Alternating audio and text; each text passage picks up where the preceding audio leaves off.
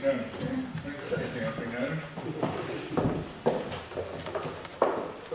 hello again. Well, this paper is, say, the second part of the original paper I presented in Germany at Reutlingen and Freiburg, and I'm updating on the latest results of our trials, and this is the first production that we are doing on the oxidative unhairing. And for those who didn't see or hear my previous presentations, well, really, I took as an example this photo. Again, we are returned to history. And it's a photo I took in Colombia about 25 years ago, where tanners were using a very traditional process for depilation, where no chemicals were involved, just natural products. And they demonstrate that really leather can be done absolutely naturally. So and that was a certain sense an inspiration to work on this. And we have to assume that hides and skins are environmental friendly, and really we can do still a lot to make this process absolutely clean. Now, sustainability word is in fashion and is the key word of our future tannery. And we should not forget that water is the most important chemical in our leather process. And it's not an endless resource. So what we are aiming with our research is on reusing water as much as possible in our process. So the most we'll be able to limit the pollution in our process, the highest possibility will have to ensure the future to our industry. And what's interesting, especially in the last months, I'm having much more requests on really moving the sanitary conditions of slaughterhouse to the end of the bean house processing. And that is because every day there's more need for byproducts coming from maybe splits produced in gelatins, etc. So really there's a need on doing a much cleaner process. So when we speak on bean house, we can say that this contributes in the total pollution of the tannery on about 75% of all the waste charged, on about 83% of VOD, 73% of COD, 60% of suspended solids, 75% of salinity. And bean house process produce most of the bad smell on the whole productive cycle. Where I was born in a town in Argentina. And in my town there were 400 tanneries. And I remember the first thing I learned when speaking of bad smell was tannery smell. And I think there's something that cannot be admitted in the 21st century. Well, this is part of the previous papers we did, and here you can see an image on some very big bulls that we have depilated using oxidative unhairing, and the color differences with the traditional processing. So color is really very pale, even. There's total elimination of scalds and natural pigmentation. We saw that for specific applications it's really excellent in the sense that it's not inducing metals oxidations. And for certain top quality leathers, we realize that even silver can remain intact after a long time, so it's not getting black due to the contact with this leather. Dyes are normally more intense or more even, and we saw it's compatible with any tannish. Just for curiosity, really, I did some chrome tanning on that, because really considering the concept, my idea was to work always on wet whites. What is interesting on chrome tarnish is that the chrome uptake was really very high. But I think when approaching this sort of depilation, it's very important not to follow the traditional concepts. I mean, soaking should be a special soaking for it. We must take care and time because the leather is much more reactive. So if you try to produce, to make a typical chrome tarnish, most probably you will see a lot of wrinkles. If you try to make a typical vegetable tanning, the chrome absorption may be very high. We made, for example, one comparison on sole leathers. And really, if we mix the oxidative beanhouse skins with the traditional process all together, then for example, the vegetable uptake will be much higher, so most likely we'll have ring cracking. But if you adapt the process to it, the results are excellent. So it's I'm trying to explain this because after 15 years of making trials on oxidative beanhouse, I saw many times this sort of mistake. So people try to just to apply depilation, but we must apply a whole concept. These are some photos of some of the trials we did, and we were from small baby calves to very big heavy bulls. This trial we were making 75 kilos French bulls. And what is interesting on this process is, again, we have different problems, so different challenges. First of all, wrinkles are no longer a problem. So it's very difficult to have a wrinkly leather of it. But we have other problems. At the beginning, we realized swelling was too much. Leathers were rather slippery when we went for fleshing, and also heating. So during the process, temperature tends to increase too much. And well, in the last year, this was much more improved. Because you can imagine, it's not easy to take the risk on going into production in a process which may heat too much. Regarding personal safety, sulfite can be poisonous, can generate permanent effects on the environment, and it's also corrosive. Peroxide is oxidative, also corrosive, and caustic soda corrosive. But what is important in this concept is that we are eliminating two safety signs that implies permanent toxicity to the environment. What's interesting is, of course, when you are going to make delamming, you don't need to use scrubbers or other media to take out gases, because you will not generate anymore any poisonous gases on it. And in general, you will see the environment looks really cleaner, everything looks whiter. Well, this work was done by joining my work in the application, Ital Progetti, who helped me on the development of special vessels to adapt to this process. And in the last months, also one chemical company from northern Italy, which name is Biodermal Environment, they are specialized on the biotechnologies. So altogether we are focusing which are the best solutions to apply this technology. And well, we began with this prototype of drum, where we have a lab box. On it we place a pH electrode. Now we are also placing other detectors, because we have some requests, for example, of being sure that there are no possibility of explosions, so we are even working with explosive detections.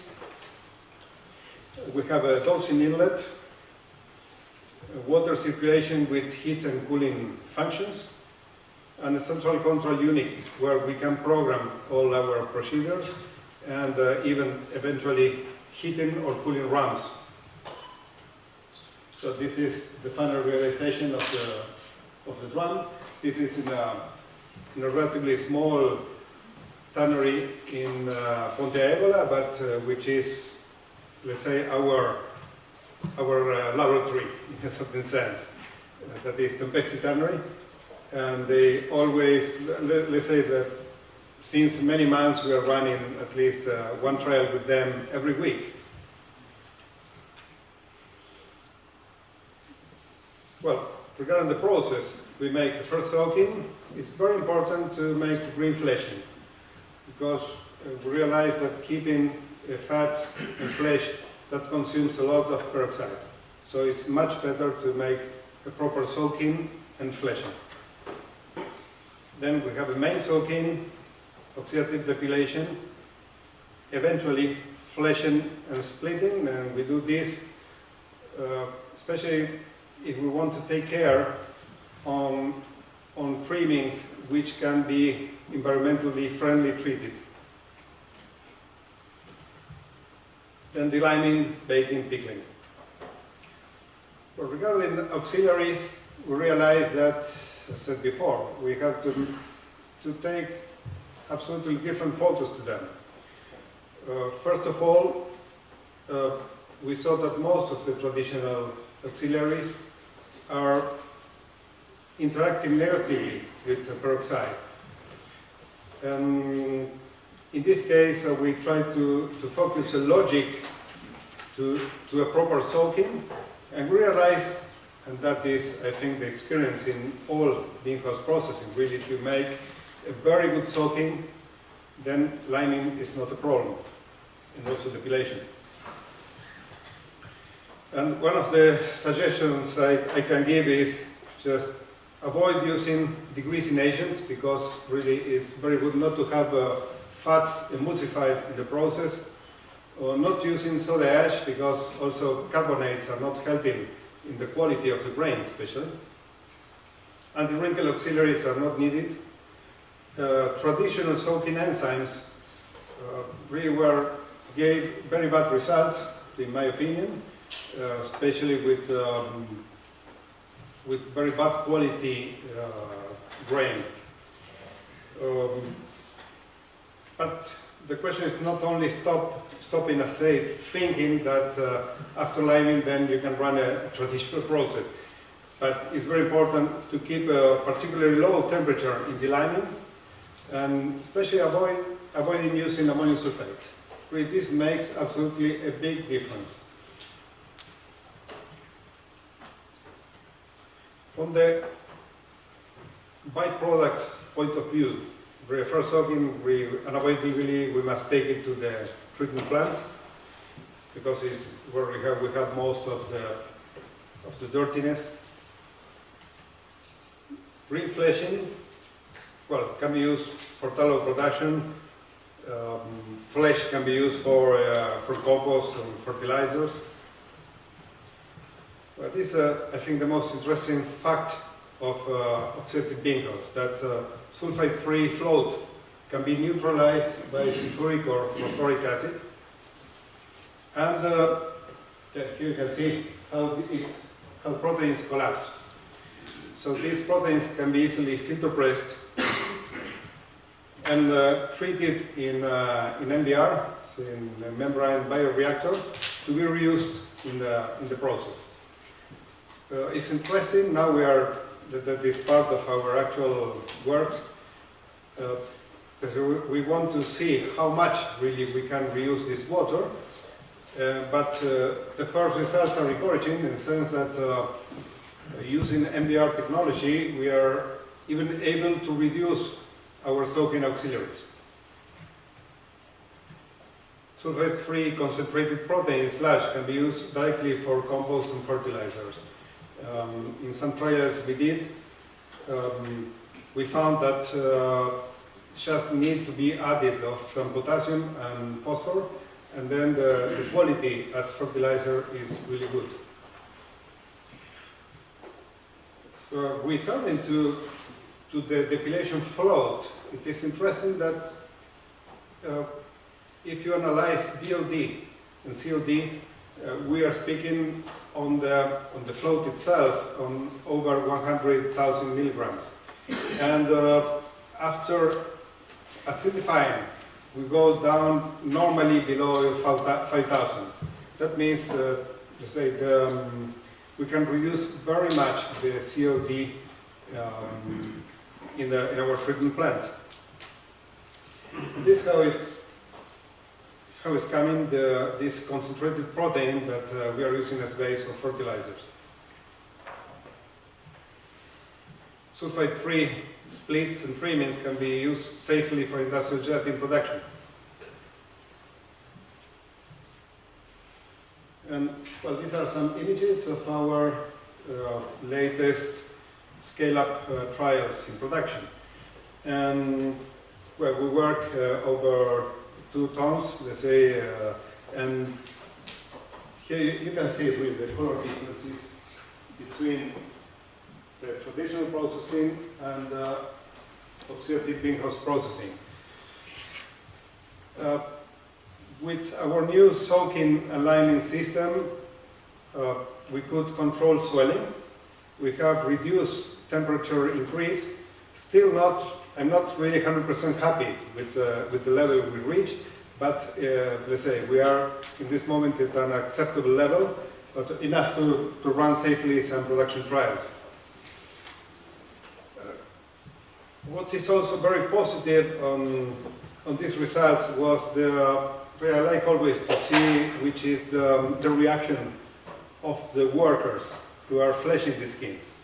So normally the smell is really an agreeable smell, and really people like it. So it's, the comments is it would be very nice to work always with leathers which are so nice, smell like this. Well, when going to the microscope, we were checking different stainings for the soaking to achieve which is the best soaking results. After that, this is what happens during depilation. So after 2 hours, you can see that still the hair roots are intact, but the hair begins to gelatinize. After 3 hours, and in this case I cleaned the surface to see what was happening with the hair roots from top. We can see that still the hair root is intact, but the surface is totally dissolved. After 4 hours, you can see that this gelatinization is going to the level of the hair roots. And, well, after limed before splitting, you can see the grain is totally clear and the grain is intact. Regarding the final results, this chrome leather, there's two chrome-free articles with you, so in a crust and a milled article, and you can see the grain quality is really perfect. Still, really, there's a lot of work to do on this, but first results are encouraging. What is interesting is that nowadays many top brands are looking to this and are asking us to run industrial trials. So the next 2-3 months we will be running in other 3 tanneries. We are already doing this in one of them since near 1 year, but well, I think it's something which will have a certain future. So that now is in our hands. Thank you.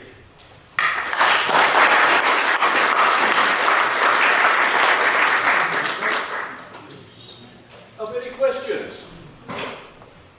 Yes, sir. Thanks for the nice presentation. I assume that, even though you didn't describe the process, I assume that this kind of process will be a very highly controlled process, because the hydrogen peroxide, as it attacks the keratin,